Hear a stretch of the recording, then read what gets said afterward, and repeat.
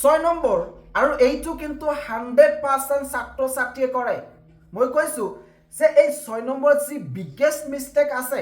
এই বিগেষ্ট মিষ্টেকটো কিন্তু 100% ছাত্ৰ ছাত্ৰীয়ে কৰে। এই মেট্ৰিক আৰু হায়াৰ ছেকেণ্ডাৰী চূড়ান্ত পৰীক্ষাত বহুতো ছাত্ৰ ছাত্ৰীয়ে 6টাকৈ বিগেষ্ট মিষ্টেক কৰে, যাৰ কাৰণে দেখিবলৈ পোৱা যায় যে বহুতো ছাত্ৰ ছাত্ৰীয়ে মেট্ৰিক আৰু হায়াৰ ছেকেণ্ডাৰী চূড়ান্ত পৰীক্ষাত ভাল এটা নম্বৰলৈ উত্তীৰ্ণ হ'ব নোৱাৰে আৰু কিছুমানে ফেল কৰে। এই 6টা বিগেষ্ট মিষ্টেকৰ বিষয়ে এই ভিডিঅ'ৰ জৰিয়তে বিতংকৈ আলোচনা কৰিব বিচাৰিছোঁ। পৰীক্ষাৰ 1 মিনিট আগত হ'লেও প্ৰত্যেকগৰাকী ছাত্ৰ ছাত্ৰীয়ে এই ভিডিঅ'টো চাব লাগিব আৰু এই 6টা বিগেষ্ট মিষ্টেকৰ পৰা সতৰ্ক হ'ব লাগিব। তাৰে 1 নম্বৰ বিগেষ্ট মিষ্টেকটো হৈছে এইচএছ নাইবা এইচএছএলচি পৰীক্ষাত তোমালোকে কেতিয়াও নতুন কলম লৈ নাচাবা, নহ'লে কিন্তু তোমালোকৰ হাতৰ আখৰ একেবাৰে বেয়া হ'ব, ৰাইটিং শ্ল' হ'ব আৰু মাৰ্কছ নাপাবা। বহুতো ছাত্ৰ ছাত্ৰীয়ে এক্সামৰ সময়ত যিবোৰ পেন গিফ্ট হিচাপে পায় সেইবোৰ লৈ যায় নাইবা একেবাৰে নতুন পেন লৈ যায়, যাৰ ফলত দেখিবলৈ পোৱা যায় যে এইসকল ছাত্ৰ ছাত্ৰীয়ে ভালকৈ লিখিব নোৱাৰে, স্পীড লিখিব নোৱাৰে আৰু হাতৰ আখৰ একেবাৰে বেয়া হয় আৰু তেওঁলোকে কিন্তু এই মেট্ৰিক আৰু হায়াৰ ছেকেণ্ডাৰী চূড়ান্ত পৰীক্ষাত ভাল এটা নম্বৰলৈ উত্তীৰ্ণ হ'ব নোৱাৰে। যেহেতু এতিয়া তোমালোকৰ ওচৰত সময় আছে, তোমালোকে এতিয়া কেইডালমান কলম কিনি ল'বা, কিনি লৈ এইখিনি মানলৈকে লিখি থৈ দিবা। থোৱাৰ পিছত যেতিয়া পৰীক্ষা আহিব, পৰীক্ষাৰ সময়ত এই পুৰণা কলম কেইডাল ইউজ কৰিবা। পৰীক্ষাৰ সময়ত কিন্তু কেতিয়াও নতুন কলম ইউজ নকৰিবা। তোমালোকে যদি বিশ্বাস নকৰা তেতিয়াহ'লে নিজে এবাৰ চেক কৰি চাবা যে নতুন কলমেৰে স্পীড লিখিব পৰা যায় নেকি, নতুন কলমৰ হাতৰ আখৰ ভাল হয়নে নাই তোমালোকে নিজেই পৰীক্ষা কৰিবা। 2 নম্বৰ বিগেষ্ট মিষ্টেক হৈছে যে ছাত্ৰ ছাত্ৰীয়ে মক টেষ্ট নিদিয়ে।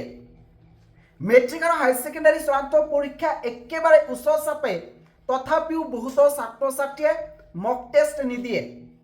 যাৰ কাৰণে দেখিবলৈ পোৱা যায় যে ছাত্ৰ ছাত্ৰীয়ে মেট্ৰিক আৰু হায়াৰ ছেকেণ্ডাৰী চূড়ান্ত পৰীক্ষাত প্ৰশ্নবোৰ ধৰিব নোৱাৰে আৰু সম্পূৰ্ণ এনচাৰ কৰিব নোৱাৰে। এতিয়া প্ৰশ্ন হৈছে যে মক টেষ্ট মানে কি, তোমালোকে কেনেকৈ মক টেষ্ট দিবা। ইতিমধ্যে তোমালোকৰ প্ৰি ফাইনেল এক্সাম হৈ গ'ল। সেই প্ৰি ফাইনেল এক্সামৰ প্ৰশ্ন কাকত লগতে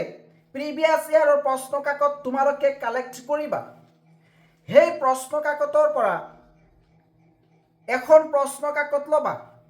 আৰু সেই প্ৰশ্ন কাকতখন দিনৰ 9টাৰ পৰা লিখা ষ্টাৰ্ট কৰিবা আৰু 12টালৈকে লিখি থাকিবা। অৰ্থাৎ তোমালোকে যিদৰে মেট্ৰিক নাইবা হায়াৰ ছেকেণ্ডাৰী পৰীক্ষা দিবা, ঠিক তেনেদৰে এই প্ৰিভিয়াছ ইয়াৰৰ প্ৰশ্ন কাকত নাইবা প্ৰি ফাইনেল এক্সামৰ প্ৰশ্ন কাকত লৈ ঘৰত পৰীক্ষা দিবা। তেতিয়া তোমালোকে চাবা যে প্ৰশ্ন কাকত একেবাৰে ইজি হ'ব, ফাইনেল পৰীক্ষাত ভালদৰে লিখি থৈ আহিব পাৰিবা। ঘৰত যে তোমালোকে মক টেষ্ট দিলা, ইয়াৰ পৰা যদি প্ৰশ্ন কমন পৰে তেতিয়াহ'লে ফাইনেল পৰীক্ষাত একেবাৰে সুন্দৰকৈ ভালকৈ উপস্থাপন কৰিব পাৰিবা আৰু সেইটো প্ৰশ্নত কিন্তু 100% ফুল মাৰ্কছ পাবা। তোমালোকে চাবা যে যিসকল ছাত্ৰ ছাত্ৰীয়ে মেট্ৰিক নাইবা হায়াৰ ছেকেণ্ডাৰী চূড়ান্ত পৰীক্ষাত ভাল এটা নম্বৰলৈ উত্তীৰ্ণ হয়, তেওঁলোকে কিন্তু ডেইলি মক টেষ্ট দিয়ে। যেহেতু পৰীক্ষা একেবাৰে ওচৰ চাপিছে, এতিয়া তোমালোকে ঘৰত ডেইলি মক টেষ্ট দিবলৈ চেষ্টা কৰিবা আৰু এইটো যদি কৰা নাই তেতিয়াহ'লে তোমালোকে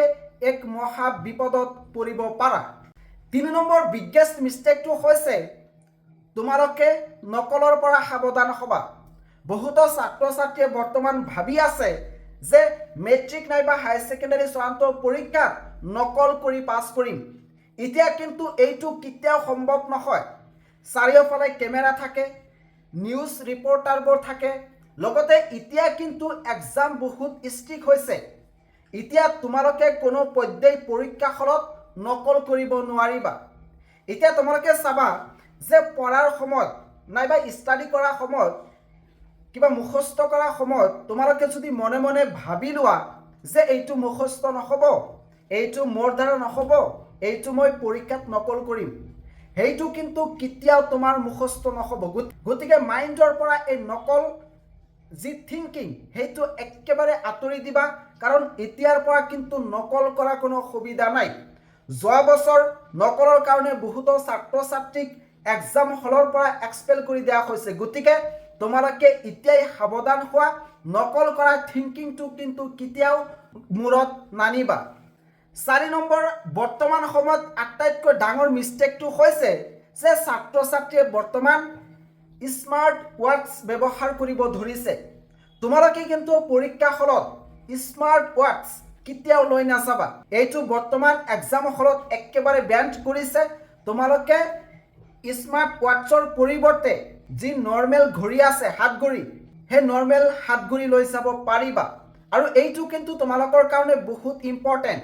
ছাত্ৰ ছাত্ৰীয়ে নৰ্মেল ওৱাচ লৈ নাযায় যাৰ কাৰণে দেখিবলৈ পোৱা যায় যে বহুতো ছাত্ৰ ছাত্ৰীয়ে এক্সাম হলত টাইম মেনেজমেণ্ট কৰিব নোৱাৰে জনা প্ৰশ্ন লিখিব নোৱাৰে কাৰণ তেওঁলোকে টাইম মেনেজমেণ্ট কৰিব পৰা নাই যাৰ কাৰণে জনা প্ৰশ্ন এৰি দিবলগীয়া হয় গতিকে তোমালোকে যদি এই 3 ঘণ্টা এক্সামৰ 3 ঘণ্টা সময় টাইম মেনেজমেণ্ট কৰি লিখিব বিচৰা তেতিয়াহ'লে নৰ্মেল এটা ওৱাচ লৈ যাবা 5 নম্বৰ আৰু এই ভুলটো কিন্তু 99% ছাত্ৰ ছাত্ৰীয়ে কৰে হেয়া হৈছে যে বহুতে পৰীক্ষাত সিৰিয়েল লিখিব নোখোজে তোমালোকে এনসাৰ শিটত সিৰিয়েল লিখিবলৈ চেষ্টা কৰিবা যেনেকৈ কুৱেশ্যন নম্বৰ 1 তাৰ পিছত 2 তাৰ পিছত 3 এনেকৈ সিৰিয়েল লিখিবলৈ চেষ্টা কৰিবা সিৰিয়েল লিখিলে কি হয় তোমালোকৰ যি এনসাৰ শিট সেই এনসাৰ শিট যিগৰাকী শিক্ষকে চেক কৰিব তেওঁ ভাবিব যে এই ছাত্ৰগৰাকী নিশ্চয় ভাল কাৰণ এই ছাত্ৰগৰাকীয়ে সিৰিয়েল লিখিছে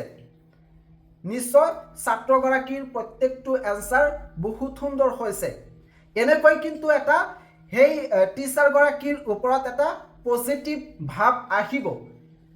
আৰু সেই টিচাৰগৰাকীয়ে তোমালোকৰ এনসাৰ শিট চাই ফুল মাৰ্কস দিবলৈ বাধ্য হ'ব ইয়াৰ মানে এইটো নহয় যে তোমালোকে 1ৰ পিছত 3 3ৰ পিছত 4 4ৰ পিছত 14 15 এনেকৈ লিখিব নোৱাৰিবা লিখিব পাৰিবা এই ক্ৰমিক নোহোৱাকৈ লিখিব পাৰিবা কিন্তু ক্ৰমিক লিখিলে এটা গুড ইফেক্ট পৰে 6 নম্বৰ আৰু এইটো কিন্তু 100% ছাত্ৰ ছাত্ৰীয়ে কৰে মই কৈছো যে এই 6 নম্বৰ যি বিগেষ্ট মিষ্টেক আছে এই বিগেষ্ট মিষ্টেকটো কিন্তু 100% ছাত্ৰ ছাত্ৰীয়ে কৰে পৰীক্ষা হলত কুৱেশ্যন পেপাৰ চোৱাৰ পিছত কিন্তু তোমালোকে দেখিবলৈ পাবা যে প্ৰত্যেকটো এনসাৰ নোৱাৰা এটা নাইবা দুটা হলেও কিন্তু এনসাৰ বাকি থাকে যিবোৰ একেবাৰে এক্সপাৰ্ট হ্যাঁ তেওঁলোকৰ কথা কোৱা নাই তোমালোকৰ কথা কৈছো যে নৰ্মেল এগৰাকী ছাত্ৰৰ কথা কৈছো কিছুমানে কি কৰে যিবোৰ প্ৰশ্নৰ এনসাৰ নোৱাৰে সেই প্ৰশ্নৰ এনসাৰ শিটত নিলিখে তোমালোকে কিন্তু এই ভুলটো কেতিয়াও নকৰিবা প্ৰশ্ন জনা নজনা ইয়াৰ লগত কোনো কথা নাই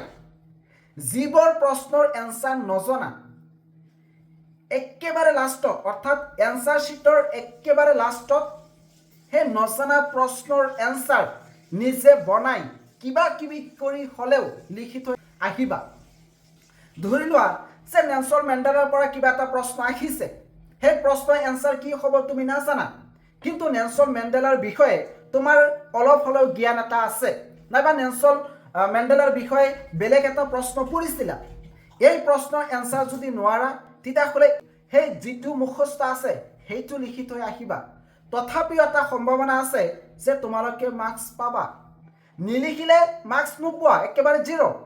তাত মাৰ্কস নোপোৱা কিন্তু ভুল শুদ্ধ কিবা কিবি যদি লিখি থৈ আহা তথাপিও মাৰ্কস পোৱাৰ সম্ভাৱনা আছে যোৱা বছৰ কিন্তু এনেকুৱা হৈছে যোৱা বছৰ সমাজ বিজ্ঞানৰ প্ৰশ্ন কাকত বহুত টান আছিল ছাত্ৰ ছাত্ৰীয়ে প্ৰশ্নবোৰ ধৰিবই পৰা নাছিল আৰু এনসাৰ লিখিব পৰা নাই যিসকল ছাত্ৰ ছাত্ৰীয়ে এই সমাজ বিজ্ঞানত ভুল শুদ্ধ কিবা কিবি কৰি লিখি থৈ আহিছে তেওঁলোকে কিন্তু যোৱা বছৰ ভাল এটা মাৰ্কস লৈ উত্তীৰ্ণ হৈছে গতিকে এই বছৰ তোমালোকে কিন্তু এই ভুলটো কেতিয়াও নকৰিবা প্ৰশ্নৰ লগত কোনো কথা নাই পাৰা নোৱাৰা কোনো কথা নাই যিবোৰ প্ৰশ্ন এনসাৰ একেবাৰে শুদ্ধকৈ জানা সেইবোৰ প্ৰথমতে লিখিবলৈ চেষ্টা কৰিবা আৰু যিবোৰ নোৱাৰা একেবাৰে নোৱাৰা সেইবোৰ এনসাৰ শিটৰ একেবাৰে লাষ্টত ভুল শুদ্ধ কিবা কিবি কৰি লিখি থৈ আহিবা তথাপিও নম্বৰ পোৱাৰ সম্ভাৱনা আছে